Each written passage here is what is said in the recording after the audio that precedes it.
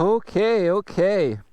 Let's take this moto, this 300 moto, Acme moto, up the mountain again. Oh yeah, it's cut the freaking right into the foam. I'm gonna have to get a new seat, I guess, and figure out the foam. And I am Wile E. Coyote. This is the 2020 XC, second gear crawl. I'm gonna show you how this thing just, no recluse, no need, you can just crawl. Like, again, I'm slowing right down, second gear, a little bit of throttle, and then full throttle, it just starts to pick up. Look at that, no clutch. It's over the rock minefield. Just 1,000 RPM or something. Look at that, second, okay, now I'm going full throttle. It starts to pick up. Standing up this whole time, of course. Okay, let's not practice crawling now. Let's start moving up the hill, the mountain. And no clutch.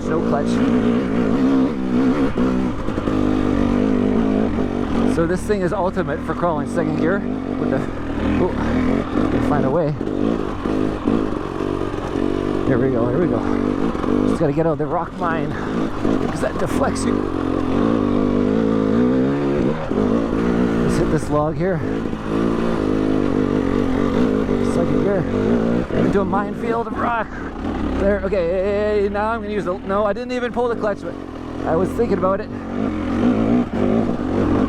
See, it doesn't stall. What's that, 500 RPM? This is the 2020 TPI stock everything, just an air filter and a filter, pre-filter, and I got the Pro Circuit muffler. Didn't change too much characteristics, I would say. It's not anything. It's just spark arrested now. Look at this, no clutch again, and back up. There's the actual road path.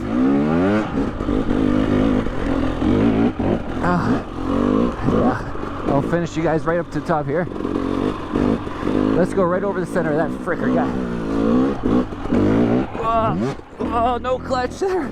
That's just in the air. See? This 2020, guys, is unbelievable. Unfreaking believable. Okay, let's talk about what I've done. I'll have to do this in the garage though, but yeah, right now I got the 525 Cheater in a 120 running at 5.5, 6 psi. It was like 5.6 cold at 11 Celsius this morning, and I had 9.5 cold in the Mitas C19 green. I put a Tugger pull strap on it. We got the Emperor Bark Busters at 93.0 hours right now. I changed the grips like a couple hours ago, 3 hours ago, 4 hours ago. I'm carrying a whole bunch of weight and tools and everything and safety gear for the solo ride. I put a little shark fin on. I put the Serbi's little front plastic brake guard on as well, rotor guard, and the whole Emperor with the Delrin skid plate, which adds a lot of weight, you know, but it's really nice to sliding over that shit. And then right now I'm got almost full tank of gas, like 80% tank of gas. Oh, and then we got the Emperor rad guards too. And I modified the steering stops right here. I cut them down and put some aluminum ones in them, shaved them down to get just hardly anything, so I get a little more turn radius. And to do that with the rad guards, then I chopped off like a couple of the things so the bolt would fit through the rad guard, as you see. And yeah, that's rip seat besides that. Yeah. Oh, and I got the Midwest Mountain Engineering, the 1-finger brake lever. It's just 1-finger brake lever, you can see, and it's much thicker. It's really nice. It just gets that whole area. And of course the Exact forks are stock, running 7.1 bars right now. And you can see I'm just like 2 inches and a bit from the bottom. So if I hit a motocross jump, I'll bottom out though, or you hit something serious. And compression rebound, that'll be in the description. That's like, it's like all 22 out or 22 out. I mean, I could count it, but it's like I'm 22 of like 30 or something, so it's set super soft, and the rebound as well has to match that. So it's the rebound is still pretty slow, but quick enough.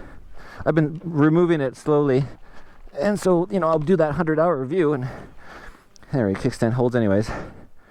And yeah, and the zigzag bag, which holds the phone for GPS all the time, and a pocket knife for suspension. Yeah, only things. So yeah, and I'm not happy with the Exact fork, not out here so much. but it deflects really badly when you hit something unexpected. It won't absorb it, it just deflects.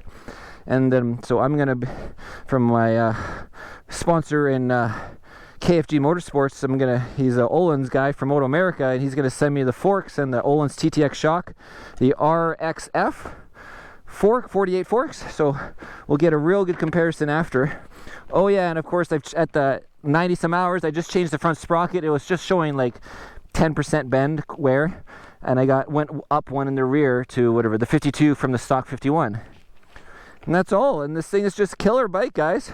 Yeah, I put some tape around so you don't get all the dirt up the oil.